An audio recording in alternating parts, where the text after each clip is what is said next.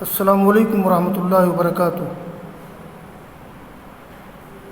آج سنن نسائی کا دوسرا درس ہے۔ پچھلے درس میں میں نے امام نسائی کی ولادت سے وفات تک کے مختصر حالات بیان کیے تھے، اور آج کے سبق میں امام نسائی رحمہ اللہ کی تصنیفات، سنن نسائی کی اہمیت، امام نسائی رحمہ اللہ کی اس کتاب السنن کی خصوصیات، امام نسائی کا منہج تخریج وغیرہ، ان چیزوں پر میں انشاءاللہ گفتگو کروں گا۔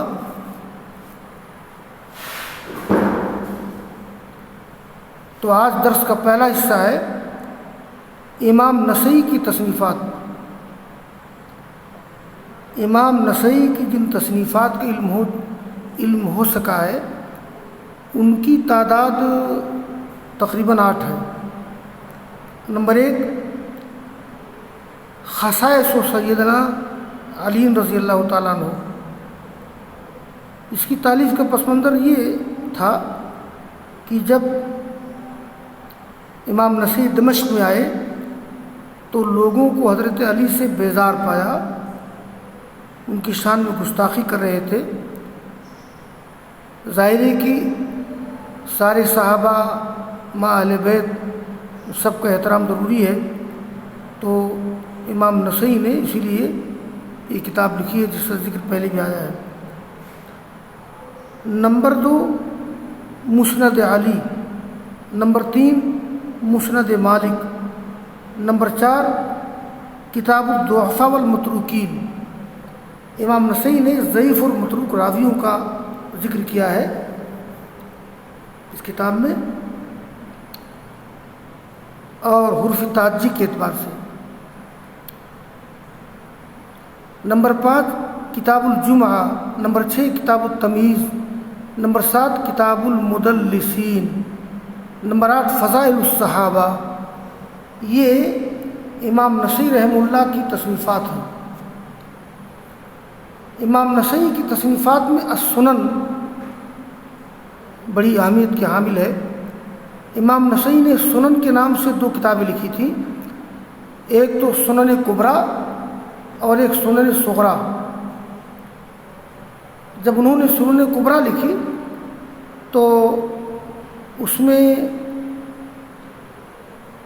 ہر طرح کی حدیث موجود تھی اور بڑی مفصل کتاب تھی۔ تو اس کے بارے میں ذکر کیا جاتا ہے کہ جب امام نسائی سنن کبریٰ لکھ چکے تو امیر رملہ نے ان سے دریافت کیا کہ کیا آپ کی یہ پوری کتاب صحیح حدیثوں پر مشتمل ہے؟ آپ نے جواب دیا نہیں۔ امیر نے درخواست کی کہ آپ میرے لیے اس میں سے اعلیٰ درجے کی حدیثیں الگ کر دیجئے۔ اس درخواست پر امام صاحب نے یہ دوسری کتاب لکھی جس کا نام المجتبیٰ ہے، اور اب یہی سنن نسائی کے نام سے مشہور ہے جو ہمارے یہاں زیر درس ہے۔ تو گویا سنن کبریٰ جس کا نام المجتبیٰ ہے، یہ امام نسائی کی مفصل کتاب سنن کبریٰ کا اختصار ہے۔ ایک دوسرا حصہ ہے آج کے درس کا،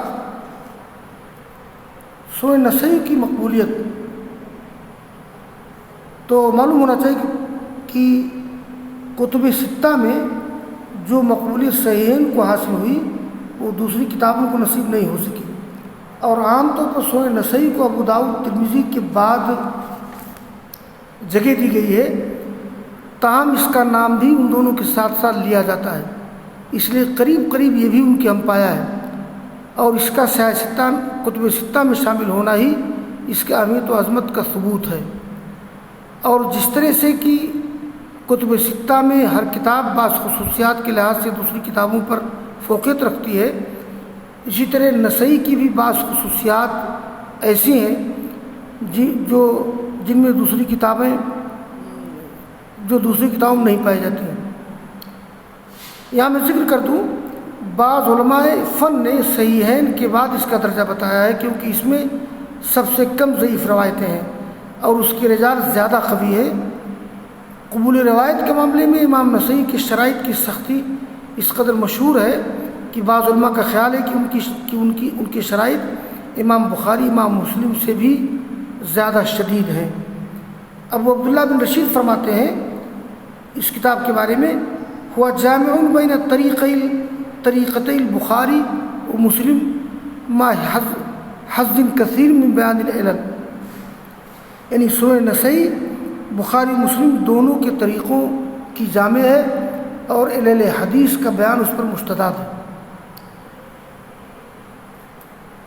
ایک اور میں بات عرض کر دوں، یہ سنن نسائی کی خصوصیات اور منہج تخریج کی بات آ جائے گی۔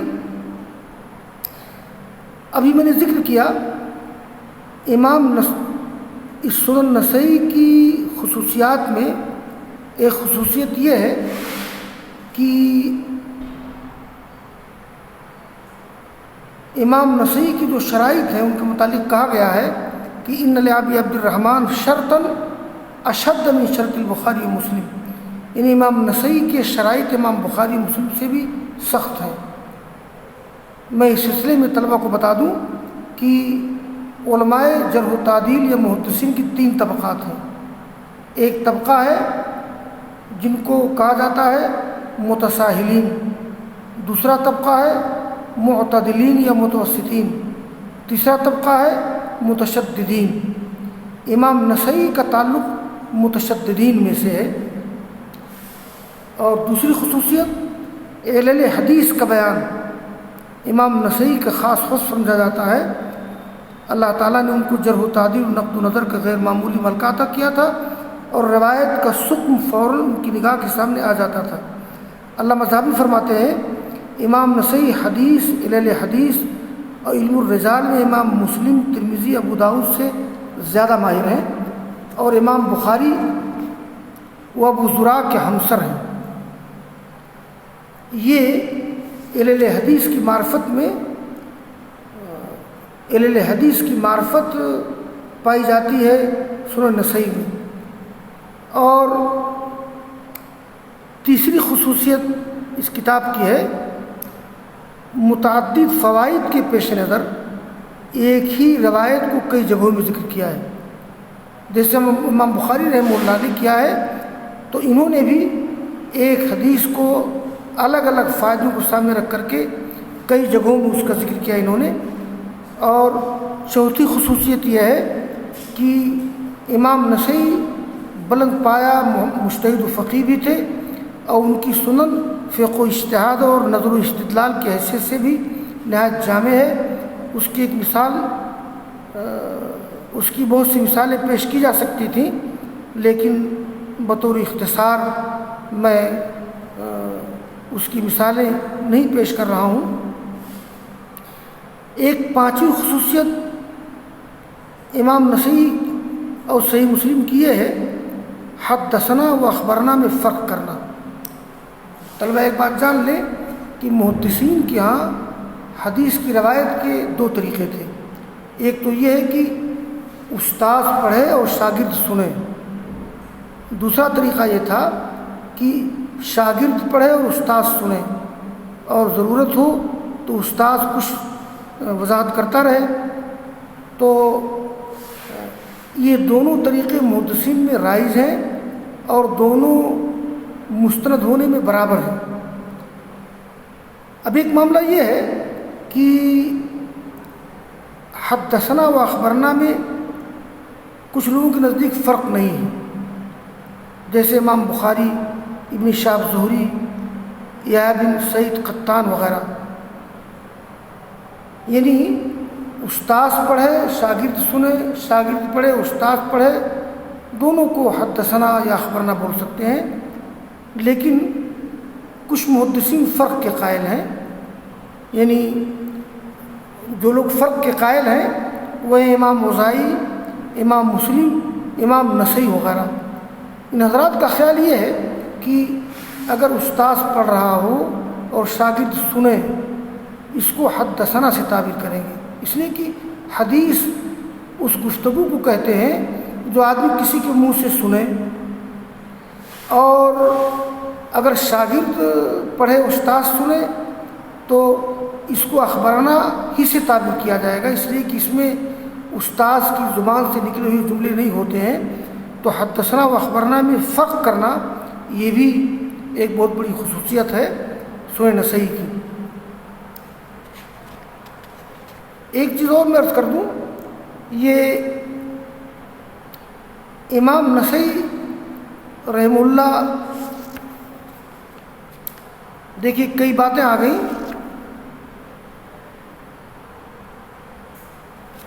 ایک بات تو یہ امام نسائی کی تصنیفات، اور امام نسائی کی تصنیفات میں سنن نسائی کی اہمیت اور سنن نسائی کے مقام اہل علم کی نظر میں، سنن نسائی کی خصوصیات، اور میں نے 5 خصوصیات ذکر کیے ہیں۔ اب ایک بات اور میں ذکر کر دوں، یہ شروع و تعلیقات۔ سنن نسائی کے ساتھ اس قدر اعتنا نہیں کیا گیا، یعنی اس پر توجہ نہیں کی گئی جس کی وہ مستحق تھی، اس لیے دوسری کتابوں کے مقابلے میں اس کی شروع، حواشی و تعلیقات کی تعداد کم ہے۔ ہم یہاں سنن نسائی کی کچھ شرحوں کا ذکر کر رہے ہیں۔ نمبر 1، شرح ابن الملقن، مشہور مصنف و شارح حدیث علامہ ابن الملقن کی شرح ہے، جن کی وفات 804 ہجری میں ہوئی ہے۔ انہوں نے زوائد النسائی علی الاربعہ کے نام سے سنن نسائی کی شرح لکھی، اور اس میں ان حدیثوں سے تعارض کیا جو بخاری، مسلم، ترمذی، ابو داؤد میں نہیں ہیں۔ نمبر 2، زہر الربا، یہ علامہ سیوطی کی تصنیف ہے، سنن نسائی کی شرح ہے۔ علامہ سیوطی کو وفات ہوئی ہے 911 ہجری میں۔ یہ نہایت مشہور ہے، اور اس میں متن کے مشکل مسائل اور دشوار مقامات کو نہایت خوبی سے حل کیا گیا ہے، اور یہ کتاب کئی بار چھپ چکی ہے۔ اور دوسری کتاب، ایک تیسری کتاب ہے حاشیہ سندھی، محمد بن عبد الہادی سندھی، جن کی وفات ہوئی ہے سن 1138 ہجری میں۔ تو انہوں نے تمام کتب سیاح کی طرح امام نسائی کی سنن کا بھی حاشیہ تحریر کیا ہے، جو بہت مقبول و متداول ہے۔ یہ حاشیہ سیوطی کی شرح سے زیادہ جامع اور مفصل ہے۔ اس میں متن کے ضروری اور اہم مقامات کو حل، اعراب کی تحقیق اور مشکل الفاظ، مشکل لغات کی تشریح کی گئی ہے۔ یہ حاشیہ سنن اور اس کی شرح زہر الربا کے ساتھ اکٹھا شائع ہوئی ہے، بلکہ ہمارے ہندوستان میں جو نسائی کا نسخہ شائع ہے، تو حاشیے پر یہ زہر الربا اور حاشیہ سندھی دونوں موجود ہے۔ بڑی تختی میں طلبہ جب سنن نسائی لیں گے تو اس میں دیکھیں گے کہ زہر الربا تالیف علامہ جلال الدین سیوطی اور حاشیہ سندھی محمد بن ہادی سندھی کی جو شرح کا جو حاشیہ ہے، یہ دونوں حاشیے، دونوں شرح اس کتاب کے حاشیے پر موجود ہیں۔ تو یہ آج کا یہ درس پورا ہو گیا، اور امام نسائی اور ان کی تصنیفات اور ان کی سنن کے تعلق سے باتیں مکمل ہو گئی۔ انشاءاللہ ہم آئندہ ہفتے میں باقاعدہ سنن نسائی کا آغاز کریں گے کتاب الزکوٰۃ سے۔ وآخر دعوانا ان الحمدللہ رب العالمین۔